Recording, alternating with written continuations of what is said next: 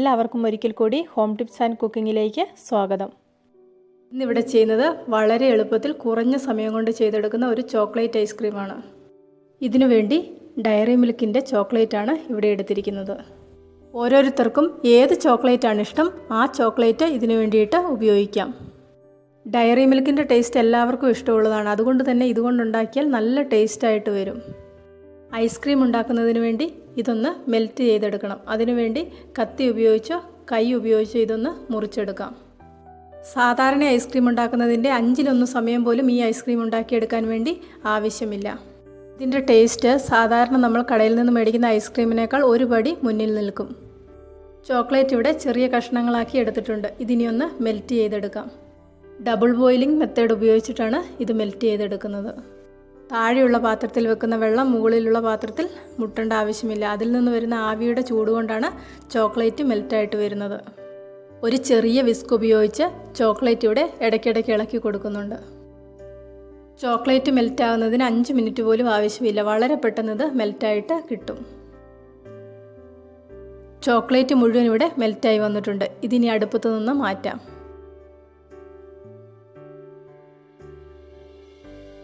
ഇവിടെ 200 gram whipping cream എടുത്തിട്ടുണ്ട്. Whipping cream ഇല്ലെന്നുണ്ടെങ്കിൽ കടയിൽ നിന്ന് മേടിക്കുന്ന സാധാരണ ഫ്രഷ് ക്രീം ആണെങ്കിലും മതി. ഇത് ഫ്രീസറിൽ വെച്ച് തണുപ്പിച്ച വിപ്പിംഗ് ക്രീമാണ്. ഇത് ഏറ്റവും കൂടിയ സ്പീഡിലിട്ട് 3-4 മിനിറ്റ് നല്ലവണ്ണം ബീറ്റർ കൊണ്ട് ബീറ്റ് ചെയ്തെടുക്കുന്നുണ്ട്. ബീറ്റർ ഇല്ലെങ്കിലും പ്രശ്നമൊന്നുമില്ല. വിസ്ക് കൊണ്ട് നന്നായിട്ട് ചെയ്തെടുക്കാവുന്നതേ ഉള്ളൂ. വിപ്പിംഗ് ക്രീം ഇവിടെ റെഡി ആയിട്ടുണ്ട്. ഇനി ഇതിലേക്ക് 3 ടേബിൾ സ്പൂൺ കൊക്കോ പൗഡർ കൂടെ എടുക്കുന്നുണ്ട്. കൊക്കോ പൗഡർ ഇല്ലെങ്കിൽ അതിന് പകരമായിട്ട് ഡ്രിങ്കിങ് ചോക്ലേറ്റ് പൗഡർ ഉണ്ടെങ്കിൽ അത് ഉപയോഗിച്ചാലും മതി. മെൽറ്റ് ചെയ്ത് വെച്ച ചോക്ലേറ്റ് ഇവിടെ തണുത്ത് വന്നിട്ടുണ്ട്. ഇതിലേക്ക് ഇനി ബീറ്റ് ചെയ്ത വിപ്പിംഗ് ക്രീം ചേർത്ത് കൊടുക്കാം. ഇതിനി ഒരു വിസ്കോ സ്പൂണോ ഉപയോഗിച്ച് നന്നായിട്ടൊന്ന് മിക്സ് ചെയ്തെടുക്കാം. ഇതുപോലെ ഐസ്ക്രീം ഉണ്ടാക്കിയിട്ടുണ്ടെങ്കിൽ കുട്ടികൾക്കൊക്കെ വളരെയധികം ഇഷ്ടപ്പെടും. ഇനി ചോക്ലേറ്റ് മേടിക്കുമ്പോൾ കുട്ടികൾക്ക് ഇതുപോലെയൊന്ന് ഉണ്ടാക്കി കൊടുക്കണം. കുഞ്ഞുങ്ങൾക്ക് ചോക്ലേറ്റ് തിന്നുന്നതിനേക്കാൾ സന്തോഷം ഈ ഐസ്ക്രീം കഴിക്കുന്നതായിരിക്കും. അടുത്തതായി ഇതിലേക്ക് 200 ഗ്രാം കണ്ടൻസ്ഡ് മിൽക്കും കൂടെ ചേർത്ത് കൊടുക്കാം.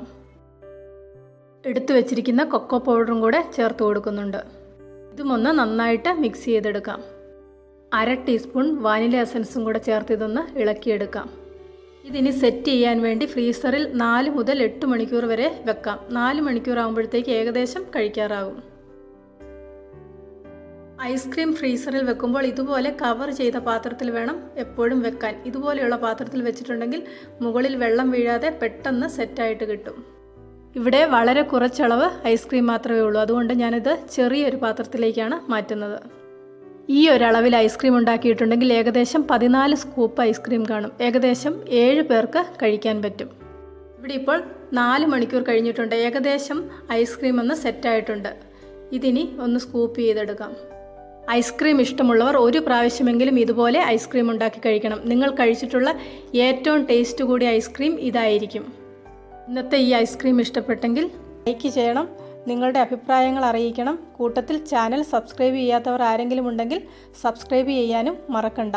സബ്സ്ക്രൈബ് ബട്ടൺ ക്ലിക്ക് ചെയ്യുമ്പോൾ റൈറ്റ് സൈഡിൽ വരുന്ന ആ ബെല്ലൈക്കണും കൂടി ഒന്ന് ആക്ടിവേറ്റ് ആക്കിയാൽ മാത്രമേ ഞാൻ ഓരോ വീഡിയോയും അപ്ലോഡ് ചെയ്യുമ്പോൾ നിങ്ങൾക്ക് അതിനുള്ള നോട്ടിഫിക്കേഷൻ കിട്ടുകയുള്ളൂ.